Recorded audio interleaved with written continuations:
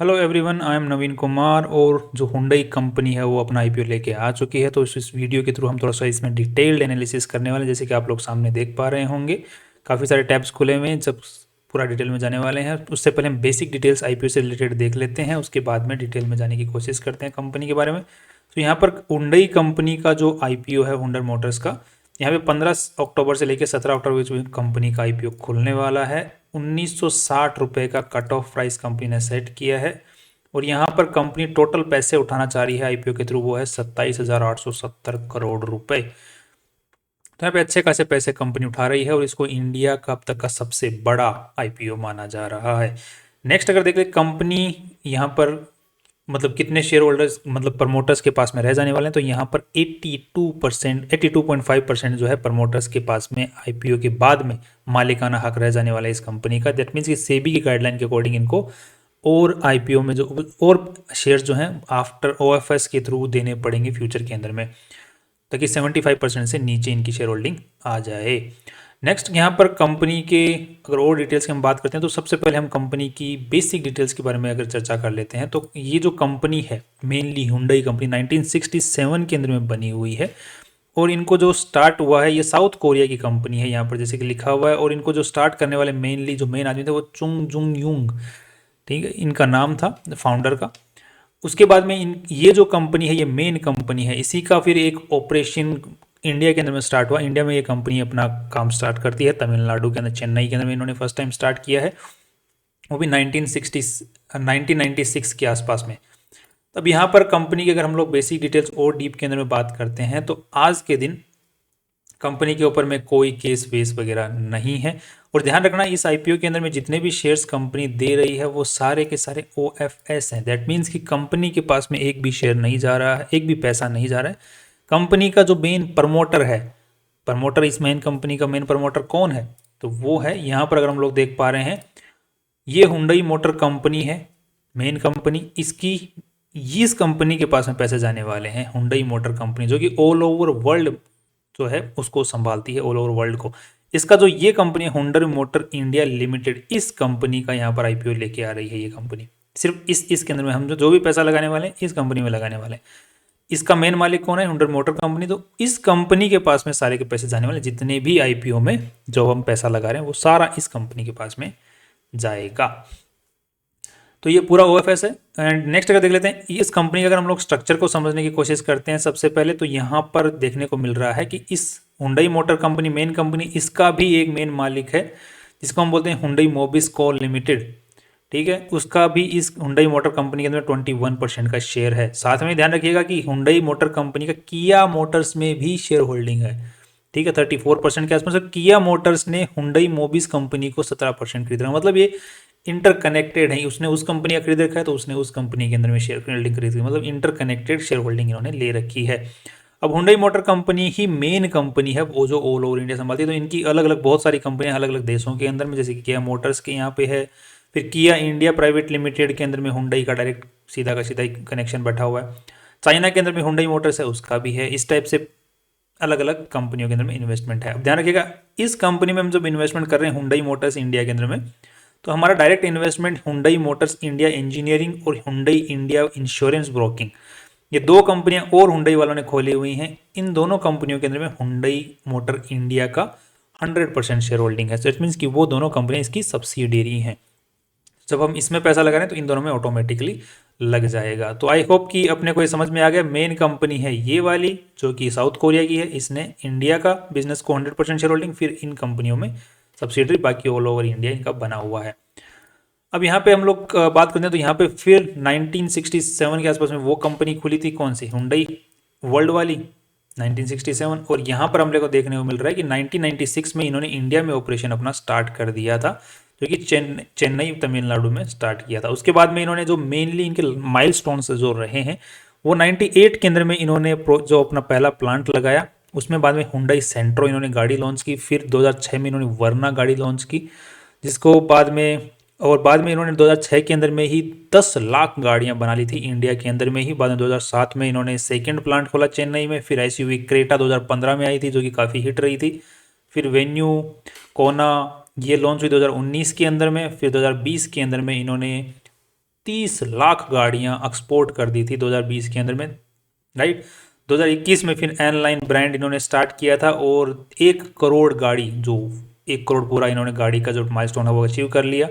बाद में 2023 में इन्होंने इलेक्ट्रॉनिक गाड़ी जो है, जो कि आयोनिक हुंडई की है, वो लॉन्च की। तो ये इनके माइलस्टोन्स रहे हैं, इनके बारे में इन्होंने चर्चा की हुई है यहाँ पर। साथ में ही अगर इनके पास में क्या प्रॉपर्टी है, प्लांट्स हैं, जो भी हैं, उनकी अगर चर्चा करें तो यहाँ पर इनके पास में 550 एकड़ ज़मीन है चेन्नई के अंदर में, जो कि मैन्युफैक्चरिंग प्लांट है इनका, वो इनकी खुद की ज़मीन है, मतलब किराए पे नहीं है, ये होल्ड करते हैं उसको।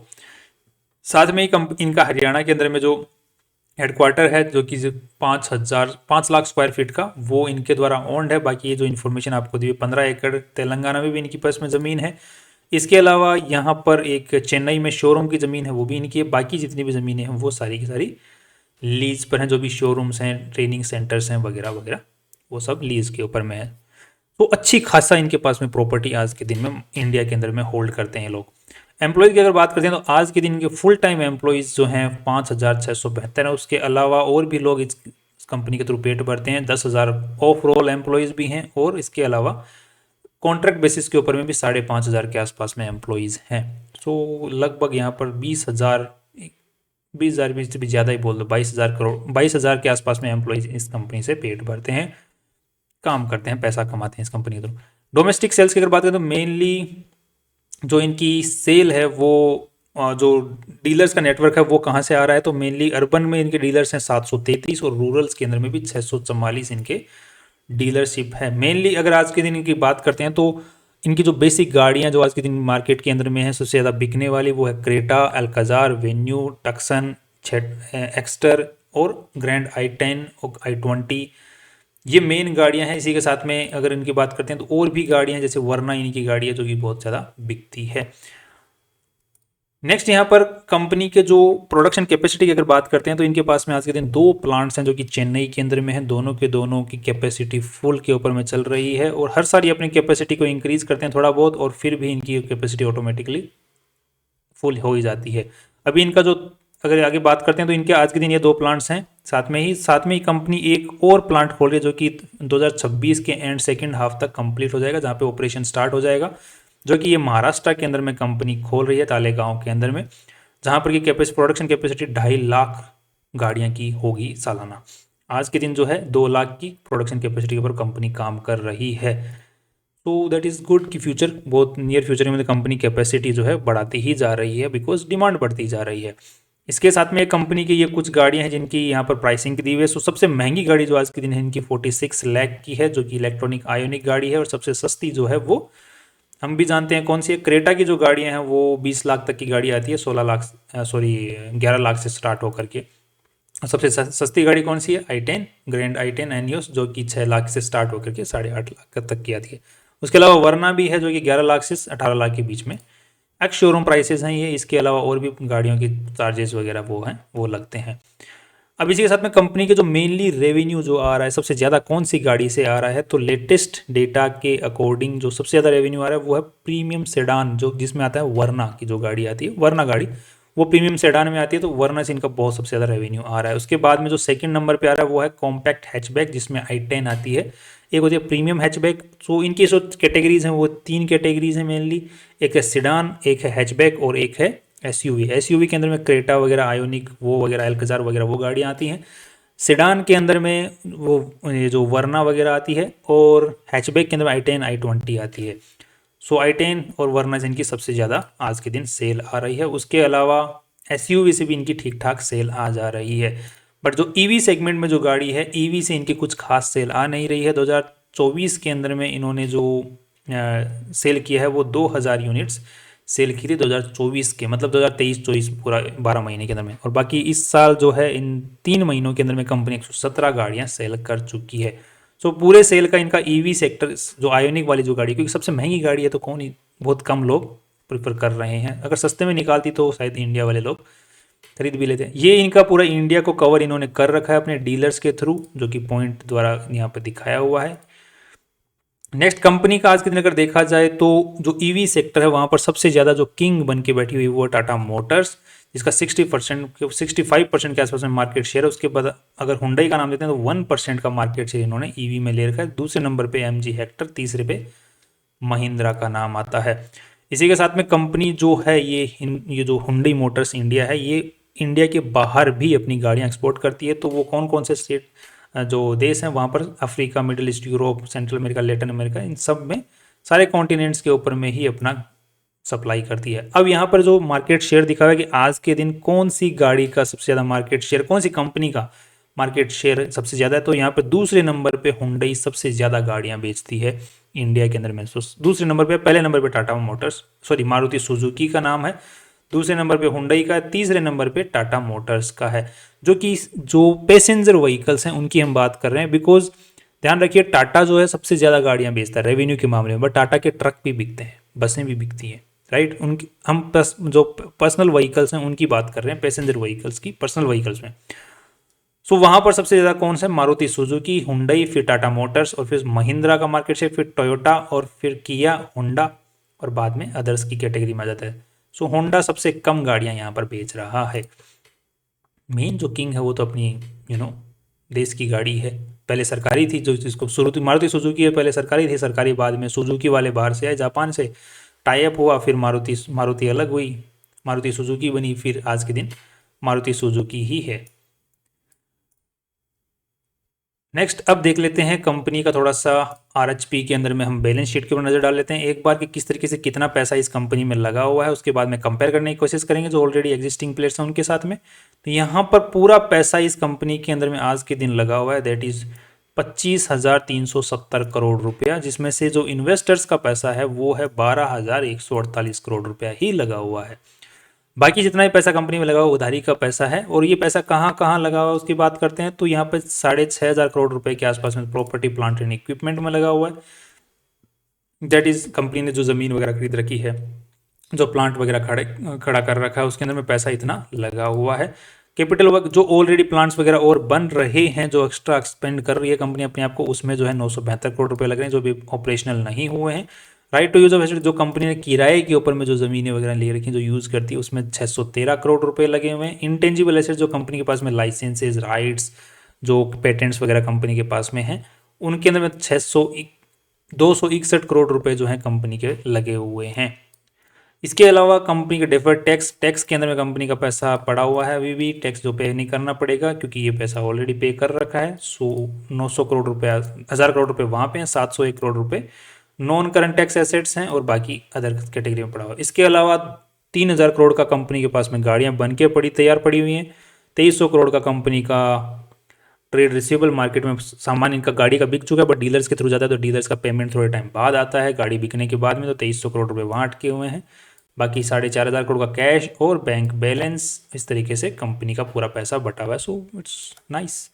रेवेन्यू की अगर बात करते हैं यहाँ पर, तो पिछले 2023 के अंदर में 60,000 करोड़ की कंपनी ने गाड़ियाँ ने मतलब 60,000 करोड़ के माल बेचा था, गाड़ियाँ बेची थी।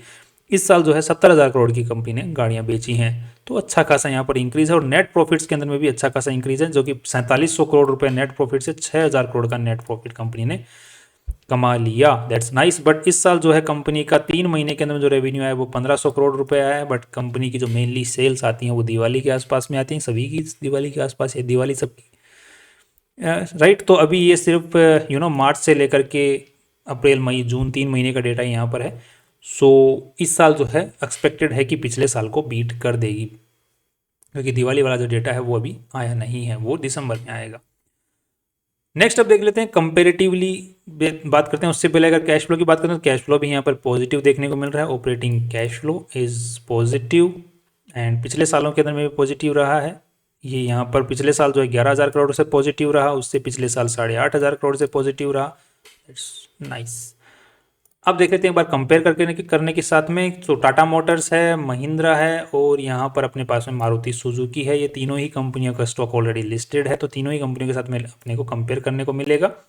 सबसे पहले हम लोग पी और पीबी रेशियो निकाल लेते हैं, जिसकी बेसिस पे कंपेयर करते हैं। तो यहाँ पर जो इसका पी रेशियो जो आ रहा है वो 20, अपने को सिंपल क्या करना पड़ता है, ये है 6,000 करोड़ रुपए। और कंपनी ने पूरी जो खुद की वैल्यू लगाई है वो है 1,60,000 करोड़ रुपए की, तो अच्छी खासी वैल्यू लगाई है 1,60,000 करोड़ की। तो यहाँ पर 26.3 का जो पी रेशियो निकल के आ रहा है, दैट मीन्स कि प्राइस जो लगाई है उसके हिसाब से कितना गुना ज़्यादा कमाई कर, मतलब हमसे ज़्यादा कितना कमाई कर रही है उसके मुकाबले हमसे कितना गुना ज़्यादा प्राइस मांगा गया है, तो वो है 26। सो दैट मीन्स कि हर 26 रुपये जो हम इसमें कंपनी में लगा रहे हैं उसकी बेसिस पे कंपनी 1 रुपया कमा रही है 26 रुपये के ऊपर में।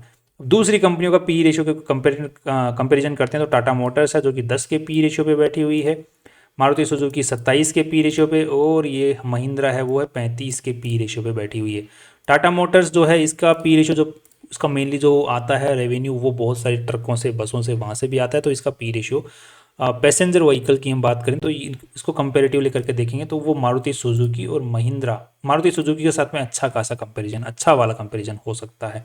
इसका 27 के आसपास में, वो 26 के आसपास में। सो कंपनी अपना आईपीओ जो है प्राइस वहीं पर लगाया है जो कि कमाई के हिसाब से जो एग्जिस्टिंग प्लेयर्स मार्केट में बैठे हुए हैं उनके हिसाब से। सो यहाँ पर कुछ काला क्रीम छोड़ी नहीं है इन्होंने। साथ में अगर हम लोग ये भी देख लेते हैं कि पीवी रेशियो के हिसाब से कि जो पैसा लगा है उसके हिसाब से कितना ज़्यादा वैल्यू इन्होंने प्राइस लगाई है, तो यहाँ पे 12,000 करोड़ रुपए लगे हुए हैं। उसके हिसाब से जो पीवी रेशियो निकल के आता है दैट इज़, वो एक सेकेंड, 12,000, तो यहाँ पे 13 का पीबी रेशियो निकल के आता है, जिसको कंपेयर करते हैं तो टाटा मोटर्स 3, ये 5 and this one is 6। So PB ratio के हिसाब से थोड़ा सा महंगे की साइड में ही कंपनी अपना आईपीओ लेके आ रही है कंपेरेटिवली देखा जाए तो। सो आई एम थिंकिंग कि कंपनी जो अपना प्राइस लगाया है, जिस तरीके से कंपनी का स्ट्रक्चर फ्यूचर नियर टाइम के अंदर में आ रहा है, तो कुछ खास, क्योंकि अपने अगर हम मार्केट शेयर के ऊपर में ध्यान देते हैं तो मार्केट शेयर पिछले कुछ सालों के अंदर में इसका घटा है, जो कि 2019 के अंदर में 16% था, उसको घटते घटते 14% के ऊपर में, जबकि मार्केट शेयर जो कैप्चर कर रही है वो है यहाँ पे महिंद्रा, जो कि 7% से बढ़ के 12% मार्केट शेयर पे आ गई है। बाकी मारुति भी 51% से 41% के ऊपर में शिफ्ट हो गई। तो मार्केट शेयर धीरे धीरे लूज कर रही है। इलेक्ट्रिक गाड़ियों में कुछ खास इसका आ नहीं रही, बट किया के थ्रू इन्होंने जो किया में इन्वेस्टमेंट कर रखा तो उसके थ्रू जो है वो इलेक्ट्रिक की तरफ में घुस रहे हैं धीरे धीरे, दैट इज़ गुड। तो आई थिंक इसका फ्यूचर रहने की उम्मीदें हैं, जिस तरीके से कंपनी एक्सपेंड कर रही है, जिस तरीके से इनके पास में प्रॉपर्टी है, उनकी लाखों में वैल्यू है। So I am hoping long term में तो ऑफकोर्स ये बात है अच्छा करने ही वाली है, कर ही सकती है। एंड अब अगर हम आईपीओ लिस्टिंग गेन्स की बात करते हैं तो वो डिपेंड करता है हवा किस तरीके से बनती है इस कंपनी की, जिस तरीके से हमने देखा था कौन सी कंपनी में हवा बनी थी अभी, बजाज के अंदर में बनी थी, बजाज हाउसिंग फाइनेंस के अंदर में, जिसकी अच्छा खासा लिस्टिंग गेन देखने को मिला था। यहाँ पर 7.4% ही लिस्टिंग जीएमपी प्राइस चल रहा है, दैट इज़ कुछ खास अच्छा है नहीं, बिकॉज वैल्यू इन्होंने बिल्कुल वहीं पर लगाई है, बिल्कुल जहाँ पे मार्केट में ऑलरेडी जो प्लेयर्स हैं उनके आसपास में ही। सो राइट, बाकी अब पूरा मार्केट, अगर पूरा का पूरा मार्केट उठता है तो इसके भी उठने के चांसेस यहाँ पर बने हुए हैं। और बहुत ज़्यादा भारी स्टॉक कंपनी है, मतलब बहुत ज़्यादा पैसे उठा रही है, सबसे बड़े सबसे ज़्यादा का आईपीओ आज तक कब लेके आई है। तो अब लोगों के पास में पैसा पड़ा हुआ है, लोग धड़ल्ले से पैसा लगा रहे हैं। सो किस्मत आजमा सकते हैं, लॉन्ग टर्म में अच्छा है, शॉर्ट टर्म के हिसाब से जो है मुझे भी कुछ ज़्यादा वैल्यू दिख नहीं रही है, बिकॉज कुछ क्रीम छोड़ी नहीं है, दैट्स ऑल। बाकी आप कोई भी डिसीजन लें अपने फाइनेंशियल एडवाइजर से पूछ के, पॉजिटिव्स एंड नेगेटिव्स को देख के फिर अपने हिसाब से डिसीजन लें, दैट्स ऑल। कल फिर मिलते हैं नए इंपॉर्टेंट वीडियो के साथ में, सी यू टुमारो।